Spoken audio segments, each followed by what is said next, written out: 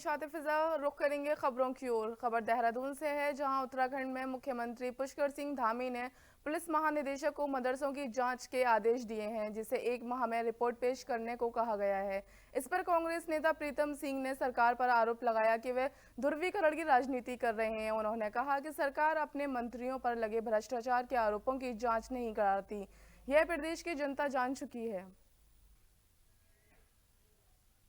वहीं खबर उत्तरकाशी से है, जहां विकास योजनाओं में बंदरबांट परंपरा खत्म करने की दिशा में धामी सरकार की पहल जारी है।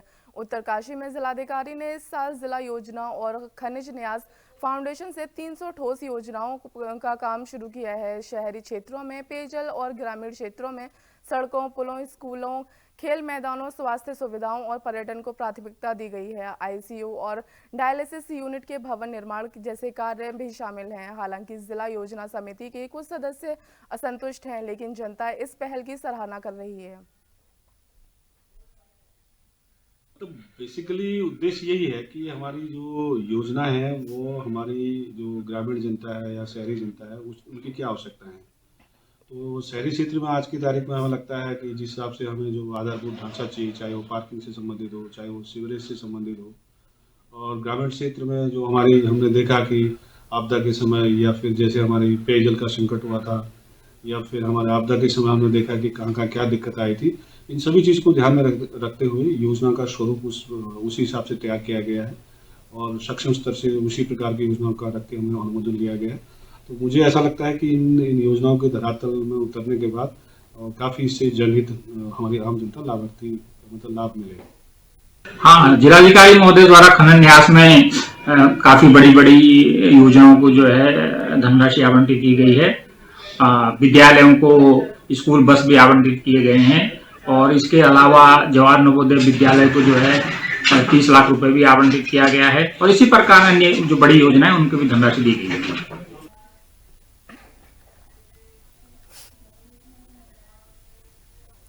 खबर देहरादून से है, जहां पिथौरागढ़ जिले के धाराशिला में तवा घाट के पास भारी भूस्खलन हुआ है। मुख्यमंत्री पुष्कर सिंह धामी ने बताया कि भूस्खलन की जानकारी पहले ही मिल गई थी, इसलिए यातायात रोक दिया गया था और जानमाल का कोई नुकसान नहीं हुआ है। मार्ग अवरोध को हटाने का काम जारी है।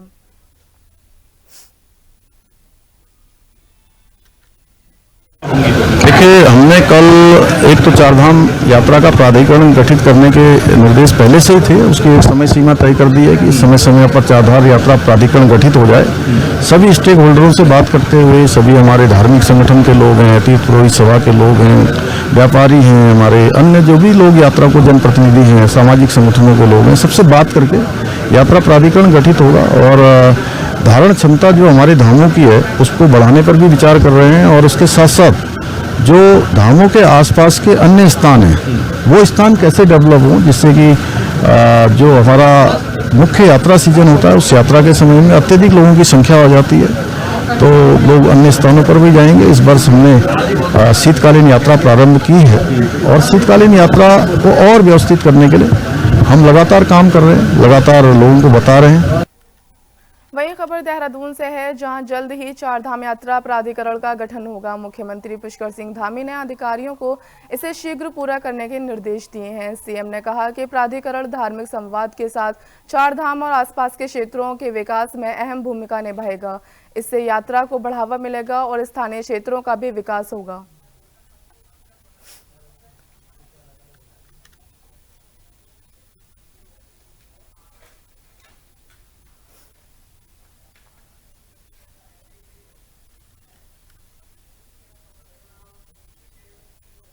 वहीं खबर देहरादून से है, जहां उत्तराखंड में शीतकालीन यात्रा से पहाड़ के लोगों को रोजगार मिलेगा और पलायन पर भी रोक लगेगी। गंगोत्री विधायक सुरेश सिंह चौहान ने कहा कि शीतकालीन यात्रा से रोजगार और अवसर बढ़ेंगे।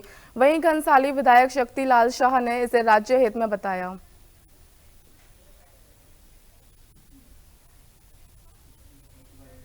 वो सुरक्षित हो और आने वाले श्रद्धालु यहाँ पे आए, अपना तीर्थाटन करें और उसके बाद में एक सुखद अनुभव लेके जाएं। ये उत्तराखंड पुलिस का मोटो है और इसी मोटो के साथ हम अब काम कर रहे हैं।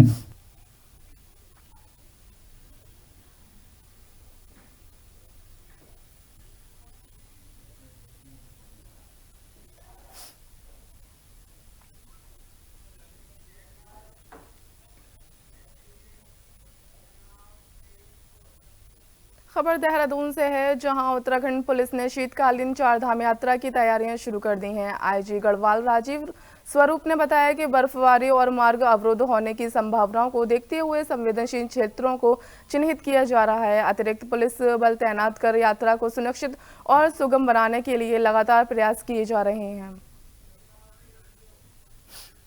वहीं खबर देहरादून से है, जहां उत्तराखंड पावर कॉरपोरेशन लिमिटेड और ऊर्जा को बढ़ावा देने के लिए निरंतर प्रयास कर रहा है। यूसीएल के प्रबंधन निदेशक अनिल कुमार ने बताया कि राज्य में 12 महीने और ऊर्जा का उपयोग संभव है और विभाग का लक्ष्य अगले वर्ष 150% टारगेट पूरा करना है।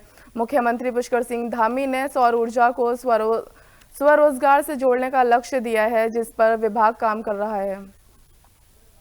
देखिए, हम लोग चाह रहे हैं कि हम लोग इस देश में सर्वप्रथम स्थान पर आए और हमारे यहाँ सौर ऊर्जा का दोहन मैक्सिमम जितना भी पॉसिबल है उसका किया जा सके। जैसा कि आप सब लोगों को मालूम है कि ठंड में भी हमारे यहाँ सूर्य का उदय होता है, फॉग का असर कम रहता है, तो साल भर हमारे यहाँ सोलर एनर्जी का दोहन हो सकता है। हम लोगों का प्रयास यही है कि जो राष्ट्रीय टारगेट्स दिए गए हैं वो 100% से ज्यादा किए जाएं। 100%, जैसा कि हमने वहां भी बताया था सौर कौथिक में भी।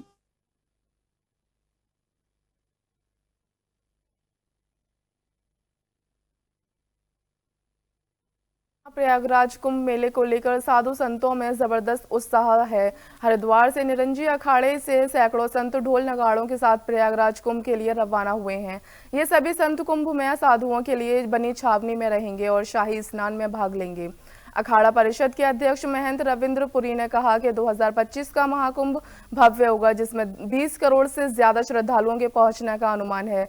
उन्होंने यूपी के मुख्यमंत्री योगी आदित्यनाथ की तारीफ करते हुए कहा कि जिस तरह 2019 का कुंभ जैसा ऐतिहासिक आयोजित हुआ, उसी तरह से 25 का भी होगा। आप देख रहे हैं यहाँ सैकड़ों की संख्या में साधु हमारे प्रयागराज रवाना हो रहे हैं। आपको ज्ञात है हमारे प्रयागराज में बहुत बड़ा महाकुंभ लगने जा रहा है, जो बहुत ही दिव्य भव्य और स्वच्छ कुंभ के नाम से जाना जाता है। और जितने भी मैं समझता हूँ हरिद्वार के संत महात्मा जितने भी संत हैं सभी प्रयागराज में है। और आज हमारा अखाड़ा निरंजनी अखाड़ा भी प्रयागराज जा रहा है। क्या होगा, हमारे माननीय मुख्यमंत्री जी स्वयं एक संत है और बहुत बड़े पीठाधीश्वर है। और 2019 का जो महाकुंभ है उनके कार्यकाल में हुआ था और उस समय भी जो हमारा कुंभ हुआ था बहुत ही अच्छा कुंभ हुआ था और उसमें भी लाखों नहीं करोड़ों की संख्या में यात्री आए थे। और अब आने वाले समय में जो हमारा महाकुंभ लगने जा रहा है 2025 में, उसमें करीबन 30 से 40 करोड़ लोग आने वाले हैं, ऐसा प्रयास किया जा रहा है। तो मैं समझता हूं कि हमारा प्रयागराज का जो कुंभ होगा बहुत ही सुंदर कुंभ होगा और ज्ञात अज्ञात में जो हम लोगों से पाप होते हैं उसका प्रायश्चित भी हो जाता है और पुण्य का लाभ मिल जाता है। इसीलिए सबको प्रयागराज में आना चाहिए। वहीं खबर मसूरी से है, जहां नए साल और विंटर लाइन कार्निवल को लेकर प्रशासन और पुलिस द्वारा यातायात और सुविधाओं को बेहतर बनाने के प्रयास किए जा रहे हैं। गांधी चौक पर ट्रैफिक लाइट लगाने और चौक चौराहों पर सीसीटीवी कैमरे लगाने का काम शुरू हो गया है। मॉल रोड को सुंदर और व्यवस्थित किया जा रहा है। साथ ही शटल सेवा, गोल्फ कार्ट और ऐप के माध्यम से पार्किंग सुविधाएं संचालित की जा रही हैं। विंटर लाइन कार्निवल 26 से 30 दिसंबर तक आयोजित होगा। कि आप सब विदित हैं, पुराने समय में हर साल होने वाला मसूरी विंटरलैंड कार्निवाल इस बार भी दिनांक 26 तारीख से 30 तारीख तक धूमधाम से मनाया जाएगा। इसकी तैयारी जोर शोर से चल रही है। प्राधिकरण की ओर से माल रोड पर रेलिंग पर पेंटिंग का कार्य है, म्यूरल सफाई का कार्य है और जहां लाइट वाइट लगानी है उसकी व्यवस्था भी की जा रही है। इसके साथ ट्रैफिक को सुचारू रखने हेतु प्राधिकरण द्वारा ट्रैफिक लाइट लाइब्रेरी चौक पर लगाई जा रही है, जिसका कार्य शुरू हो गया है। आगामी 2-3 दिन में यह कार्य पूर्ण हो जाएगा। पार्किंग तो कंबाइंड रूप से प्रशासन नगर पालिका एमडी द्वारा बहुत जगह पर चिन्हित की गई है। इस बार पार्किंग के रूप में एक जो एसडीएम महोदय द्वारा एक बहुत सराहनीय कार्य किया गया है। इसमें जो किंग क्रेक पार्किंग है उससे शटल सेवा करते हुए पार्किंग की व्यवस्था की गई है। इसके अलावा मसूरी में एमडीडी पे टाउन हॉल में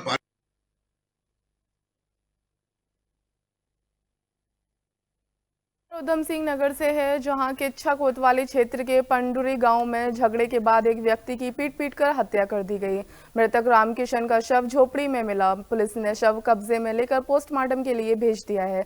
बताया गया है कि रामकिशन का पड़ोसी युवक के साथ झगड़ा हुआ था, जिसके बाद युवक ने उसकी हत्या कर दी। एसपी सिटी उत्तम सिंह नेगी ने बताया कि आरोपी की तलाश जारी है। ये आज एक सूचना मिली थी कि एक व्यक्ति की मृत्यु हुई है और उसके शरीर में कुछ चोटें भी पाई गई। तो मृत्यु के वास्तविक कारणों का पता लगाया जा रहा है और उस जैसा कारण पता चलेंगे उस हिसाब से कार्रवाई की जाएगी।